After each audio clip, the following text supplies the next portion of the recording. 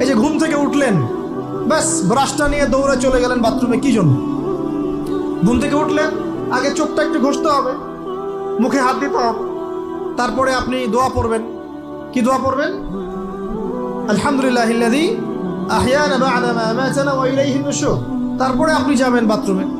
দোয়াটা না পড়ে কেন গেলেন? ঘুমাচ্ছেন, ঘুমানোর আগে আপনি অবশ্যই বলবেন।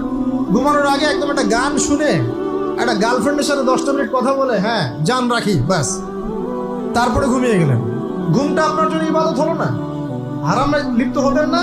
আল্লাহুম্মা বিইসমিকা আমুতু ওয়া আহইয়া পড়তেন, সূরা মুলক পড়তেন, সূরা কাফিরুন পড়তেন, সূরা ফালাক নাস ইখলাস পড়তেন, ঘুমিয়ে যেতেন। পুরো ঘুমটাই ইবাদত, পুরো ঘুমটাই নাকি? ঘুমিয়ে আছেন নাকি পাচ্ছেন? আপনি ইচ্ছাকৃতভাবে আপনার আমলটা নষ্ট করলেন। ইস্তেঞ্জা করতে গেছেন, ইস্তেঞ্জা করতে গিয়ে গান শুরু করে দিল বাথরুমে। বাথরুম সিঙ্গার আছে না কিছু? বাথরুমে গান গাওয়ার জায়গা না।